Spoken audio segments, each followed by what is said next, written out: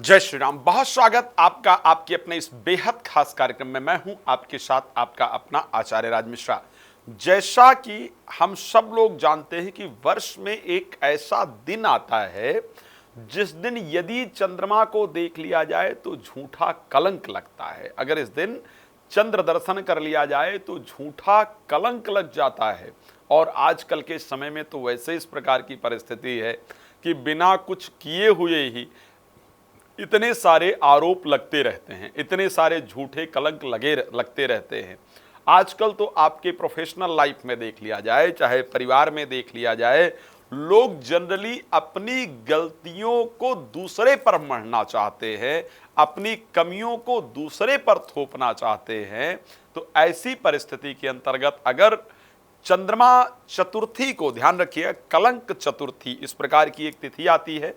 भाद्रपद में विशेष रूप से कलंक चतुर्थी आती है। भाद्रपद शुक्ल पक्ष की चतुर्थी तिथि को यदि चंद्रमा को देख लिया जाए तो देवता हो उसको भी कलंक लगता है। और बड़ी सुंदर कथा भागवत में श्यामांतक उपाख्यान के नाम में आती है कि जहां पर भगवान कृष्ण ने भाद्रपद शुक्ल पक्ष चतुर्थी तिथि को चंद्र दर्शन किया था और उसके बाद उनको सत्राजित के भाई के मर्डर का, सत्राजित के भाई का मर्डर किया है और श्यामांतक मणि जो थी उसको चोरी किया है, इस प्रकार का कलंक लगाया गया।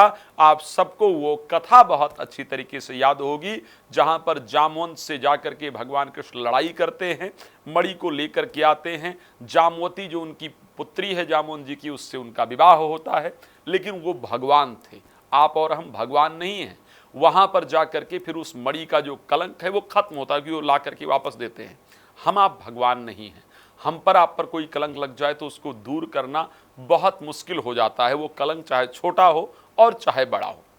छोटे छोटे कलंक से जनरली निवृत्ति चाहे मिल जाए, लेकिन बड़े कलंक से निवृत्ति मिलना बहुत आसान नहीं होता है।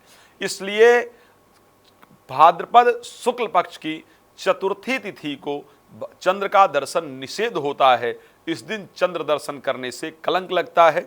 किस दिन है आखिर कलंक चतुर्थी, तो आपको बताना चाहता हूं। इसके दो नियम हैं। नियम इस प्रकार का है कि महाराष्ट्र इत्यादि के अंतर्गत जैसे जो लोग गणेश चतुर्थी का व्रत करते हैं वो चतुर्थी को चंद्रमा को अर्घ भी देते हैं, तो वो थोड़ा सा हो जाएगा कि आखिर कैसे।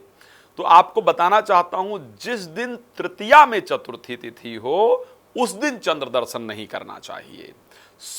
18 तारीख को चंद्र दर्शन आप सबको नहीं करना है।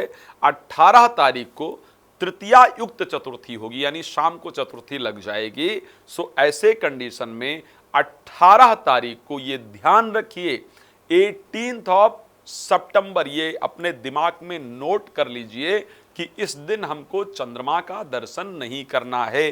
अगर चंद्रमा का दर्शन कारणवश हो भी जाए तो श्यामांतक उपाख्यान है भागवत के अंदर, किसी अच्छे ब्राह्मण से, विद्वान ब्राह्मण, वैदिक ब्राह्मण के पास बैठ करके श्यामांतक उपाख्यान श्रद्धा पूर्वक श्रवण कर लीजिएगा। नहीं तो एक वर्ष के अंदर कलंक जरूर लगता है। ये वेद सम्मत है, वेद का नियम। बार बार अगर कलंक आपको जीवन में लग भी रहा हो, बार बार कोई ब्लेम कर रहा हो, तो भी श्यामांतक उपाख्यान का पाठ करना आपके लिए फायदेमंद होगा। जय श्री राम। बहुत धन्यवाद।